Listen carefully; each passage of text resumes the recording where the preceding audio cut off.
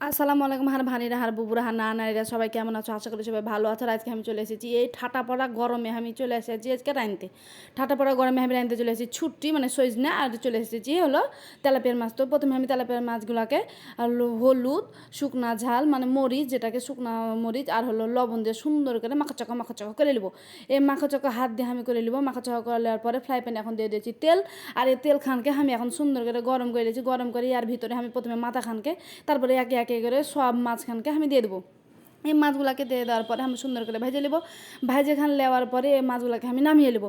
নামিয়ে নেওয়ার পরে যে ভানিরা এ ছুটি খানকে আমি সুন্দর কইরা মনে করো যে হলো এই ফ্রাই প্যানের উপরে দিয়ে দেবো এই তেলের ভিতরেই। এখন সবাই আবার কেবে কেনে ভাইজে কি রানবা না, আমি ভাইজে রানবো না, আসলে ভাইজে রানতে হবে না। তো এই মাছগুলোকে দেখো আমি কেমন করে সুন্দর করে ভেজে নিয়েছি লাল করে। তো এইভাবে করে লাল করে আমি ভেজে নিই।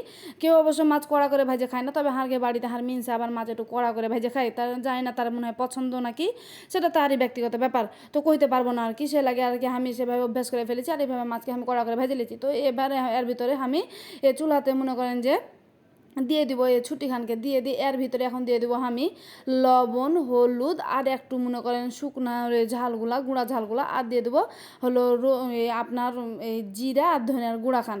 এর জিরা আর ধনিয়ার গুঁড়া খান দিয়ে এটাকে কিছুক্ষণ আমি সিদ্ধ করে নেবো। তবে খুব বেশি সিদ্ধ করব না, আমি হালকা করে সিদ্ধ করব যাতে না ভেঙে যায় আর মনে করেন শক্ত শক্ত হয়ে থাকে, আবার মনে করেন দাঁতে চাবাইলেও আবার ভালো লাগে। তো এভাবে করে আমি সুন্দর করে এটাকে আবার সিদ্ধ করে নেবো। সিদ্ধ করে নেওয়ার পর যে ভানিরা তো সবাই বুঝতে পারে, কিন্তু সিদ্ধ করে নেওয়ার পরে এটাকে আমি নামিয়ে নেবো।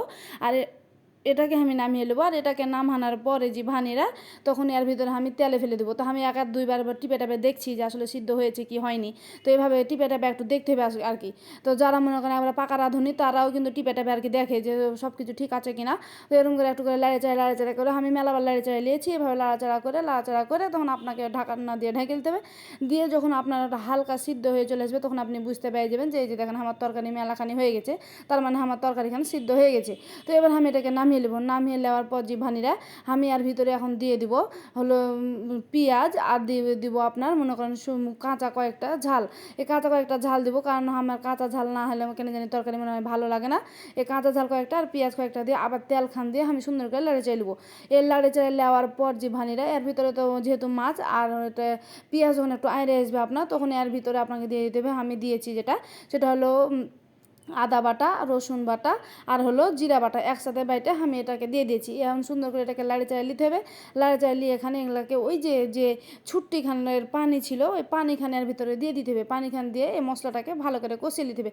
আর বাইরের কোনো আমি পানি দিব না, এই জন্য আমি ছুটি যখন সিদ্ধ করতে দিয়েছিল তখন একটু বেশি খান করে সিদ্ধ করতে দিয়ে পানি খান দিয়েছিল দিয়ে সিদ্ধ করতে দিয়েছিল। তো ওই ছুট্টিখানের দিয়ে বা মানে পানি খান দিয়ে ভালোভাবে লাড়ি চাড়িয়ে নিতে হবে। লাড়ি চাড়িয়ে নেওয়ার পর যে ভানিরা দেখবেন যে একটা মানে মশলা দিয়ে যে উপরে যে একটু তেল বাইর হয় না, ওই তেল খান যখন বাইর হবে তখন আমি ছুটিখানকে ঢেলে দেবো। আর ছুটিখানকে ঢেলে দেওয়ার পরে আমি একটা একটা করে মাছখান দিয়ে দেবো। মাছখান দিয়ে তখন তরকারি নামিয়ে নেবো। দেখেন তরকারি হয়ে যাবে। এ ঠাটা পাড়া গরমে কী রানবো, কী খাবো, কী করব, খালি জানটার ভিতরে আহাডা করে চলে যাচ্ছে। তাই সে লাগে আমি একবারে শর্টকাটে গরমে যেহেতু ফেটে মেটে শেষ হয়ে যাচ্ছে মাথা টাথা, সে লাগে আর কি শর্টকাটে তরকারি রাঁধে নিয়েছি।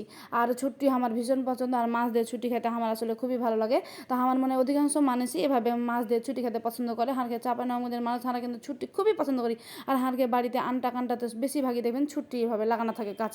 প্রত্যেকটা বাড়ি আনটা কান্টাতে দেখবেন ছুটির গাছ লাগানো থাকবেই। আর এই ছুটি পাড়ো আর রান্ধে খাও। আর শহরে যখন যাবেন এই ছুটি দাম 80 টাকা কেজি 100 টাকা কেজি, আর হাঁড়কে থেকে 20 টাকা কেজিতেও মানুষ কিনে নেয় না। তো 20 টাকা কেজিতে কিনে নেবে খুবই হার বাড়িতে আছে ওর বাড়িতে আছে, কে যে যার বাড়িতে যাবে সে যার বাড়িতে দিয়ে দিবে। তো শহরে সে বুদ্ধিটা নেয় 80 টাকা কেজি করে কিনে নিয়েছি। আর এই গরমে এটাকে আমি রাঁধছি, আর এটা আমার ভীষণ পছন্দ। আমার মনে হয় অধিকাংশ মানুষের এটা পছন্দ। আর এভাবে করে দেখেন হাত তরকারি যখন কালারটা দেখেন কত সুন্দর হয়েছে। এখন আমি সুন্দর করে লাড়ে চাড়ে করে এদিক ওদিক করে নামিয়ে নেবো। ব্যাস আমার তরকারি হয়ে গেল। তো দেখেন কত সুন্দর কালার এসেছে, আর দেখতে কত লোভনীয় হয়েছে, খাইতে যে কত ভালো লাগবে। তো দেখেন কত সুন্দর হয়েছে। তো আমার ভিডিও যদি আপনাকে ভালো লাগে থাকে তো সবাই আমার জন্য দোয়া করবেন। আর আজকের মতো ভিডিও পর্যন্তই। আল্লাহ হাফেজ।